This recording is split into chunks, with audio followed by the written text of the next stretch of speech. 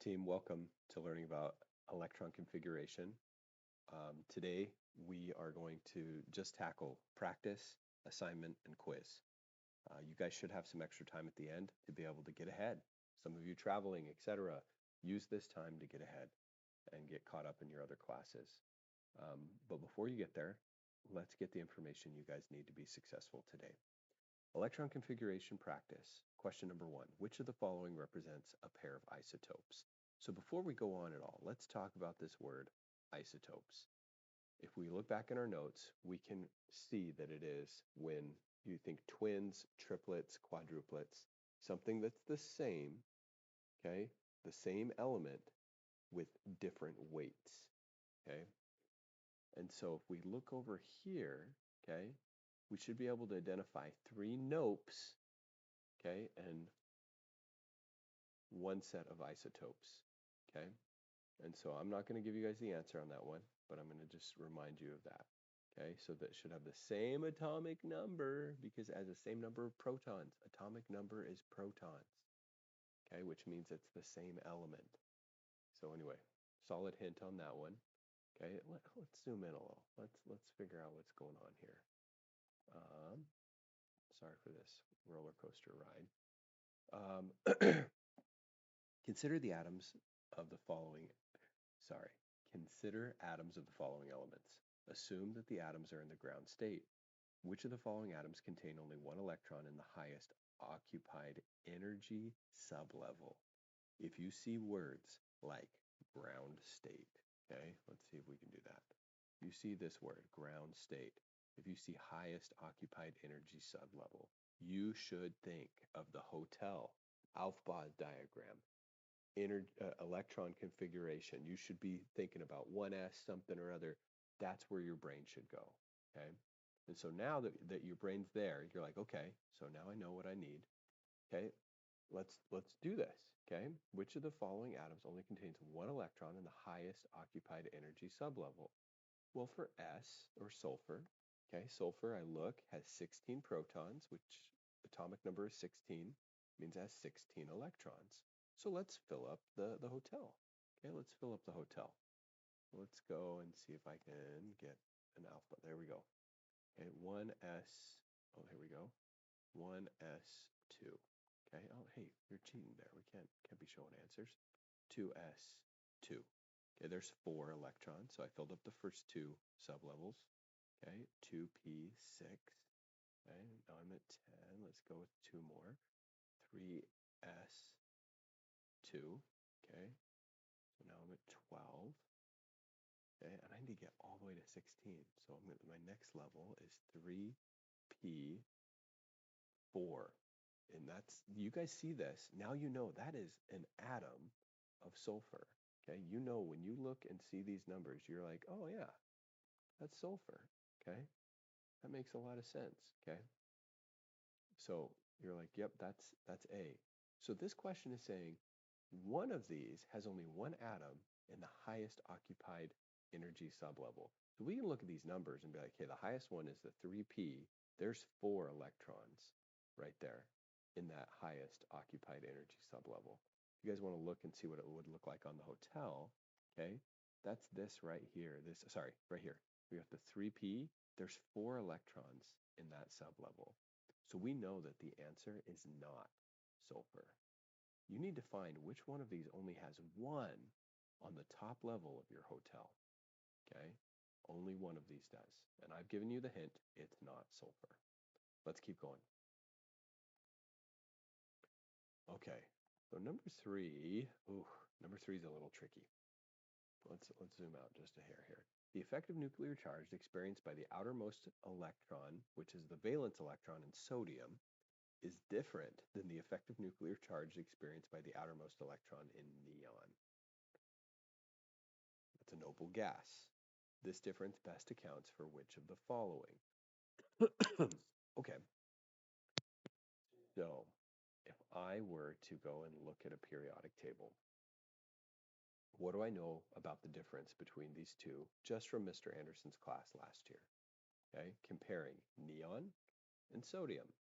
Okay, well, I know that sodium wants to give up one electron, so it has a +1 charge. I remember that from last year. Neon has no charge. Why does neon not have a charge? Because it's one of the cool kids. It's one of the noble gases. It has the Zen balanced lifestyle. It doesn't need to have business or have relationships with it is Zen peaceful all on its own. Okay, it doesn't need to go out like the other elements to be able to have chemical reactions so that it can be like the cool kids. Okay, neon is one of the cool kids. Okay, so if I'm comparing these two, neon and sodium, based on what we know so far, okay, if I look at the answers that they've given me as options, okay, A has a greater density, I don't know, okay? B, lower first ionization energy, don't know what that means. Melting point, I don't know.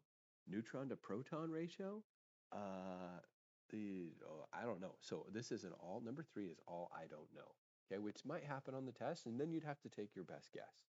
But Mr. Anderson's here today, and I can help you be able to have what you need to be successful on this question. Let's talk about ionization energy. Okay? Ionization energy is the cost to remove an electron from its orbital. Okay? So we technically can remove all of the electrons. And as we spend energy on that, it costs more and more energy as we get closer and closer to the nucleus. And the reason why is because as we get closer to the nucleus, the protons are holding on to each one of those electrons a little bit tighter as we get closer and closer to that nucleus. Okay? And so when there's more protons, they hold on a little bit tighter, okay, than if there's less protons, etc. So anyway, that's what ionization energy is, the energy it costs to remove one. So now, thinking about that, I've given you a solid hint to be like, oh, well, I know now, Mr. Anderson, it's definitely, I know that my answer is B. No, because you were talking about how we need to have it be ionization energy. Well, yeah, that's true. Okay, but let's think about that. Sodium has one valence electron that it wants to get rid of to be like the cool kids. So it doesn't cost very much. We're going to learn more about this in the next lesson. Neon, because neon's balanced, it doesn't want to get rid of any electrons. And it's going to be very expensive to get rid of the electrons in neon. Okay, so again, this is a concept we're going to come back to. Okay, but for today, that's where we'll end on ionization energy, the cost to remove an electron. Okay, and sodium costs less than neon.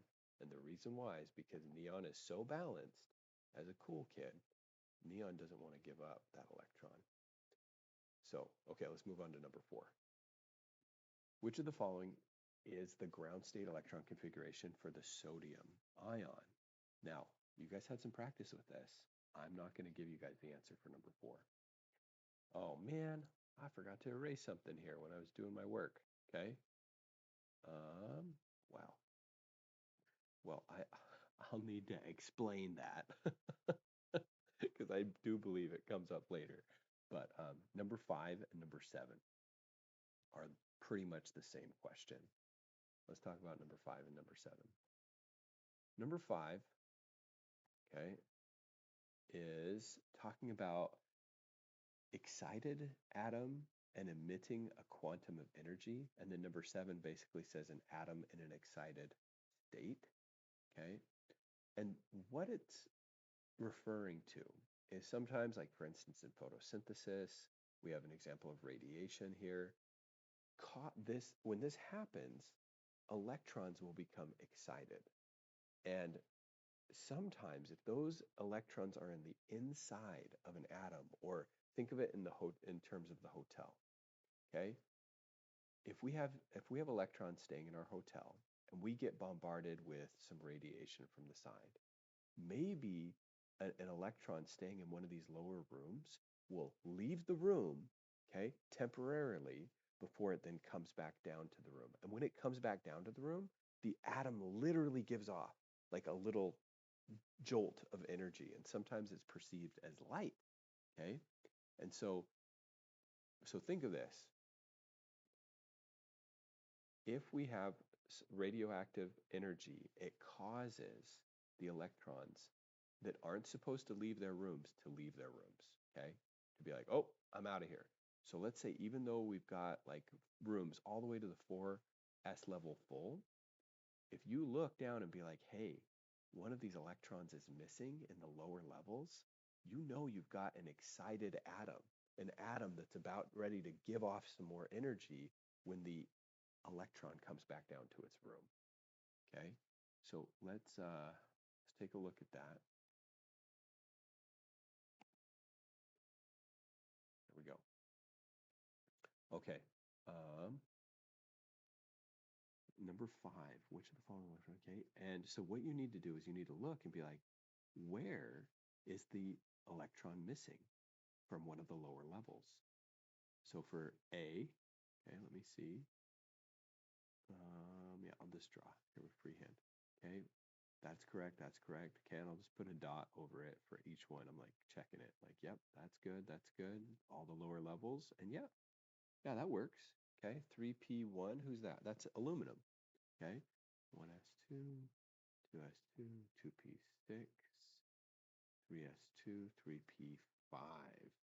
3p5 is chlorine.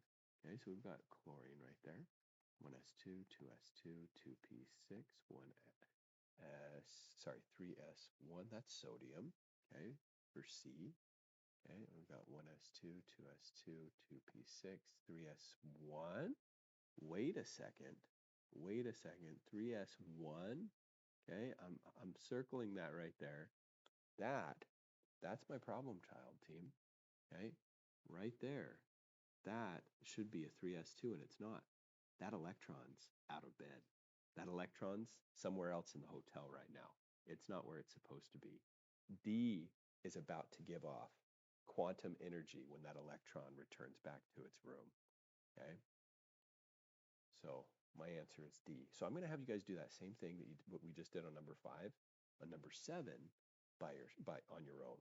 Okay, without my help. I want you guys to figure out which one is it. Which one is missing? Where is the electron out of bed? Okay, for number 5. Number 6. Oh, number 6 I got wrong when I first tackled it. Okay, for number 6, I was like, okay, Mn, which is manganese, 3+ ion. I was like, oh, well, that means I have 3 less electrons. Okay, wow, I promise I can spell. So if I have 3 less electrons, the atomic number is 25, there should be a total of 22 electrons that are here. Okay, so I counted out, and I'm like, okay, if I use my Aufbau diagram, and I get all the way up to 22, up, all the way here to the 3D level, okay, 4s2, and then I go to 3D, I would have gotten the answer as C, would have been what I would have selected. Okay, and I'm not going to lie. C is what I would have done. Okay, I would have gone here and been like, that's it, right there. Okay, but I need to tell you it's not right. And the reason why, okay, and I'm going to actually get dramatic here. I'm going to strike it through if it will let me. Oh, it didn't let me strike it through. Okay. But the reason why is because when we remove electrons, we remove them from the highest numbered orbital first. And so for this one, if we need to remove 3 electrons, we're going to remove 2 from the 4s orbital and then 1 from the 3d orbital. Okay? And so even though the Aufbau diagram fills, you guys got them filling in the right order. Okay? We've got to remove 2 electrons from that top orbital, okay, first, and then remove it from the d orbital. And so my answer that I got for this one, and I'm going to give this one to you guys, I actually got A as the correct answer after I got it wrong initially. Okay, So do not go with C, even though you'll be tempted to, okay? This one is a great example. I'm really grateful that they threw this one at us to be able to help us be like, hey, wait a second. This might be a curveball they throw at us on the test. If you've got to get rid of 3 electrons, make sure you remove them from that 4s orbital before you remove them from that, because it's a 4, than from the 3d. So anyway, it's a weird exception. Team, I hope you have a great time working. Remember, the assignment, you guys are welcome to work together. I strongly encourage that. We're going to do that a lot. But on the quiz, I would like you guys to try to do it on your own. Thank you so much for all your hard work. Really excited to be back working with you guys next week. Take care.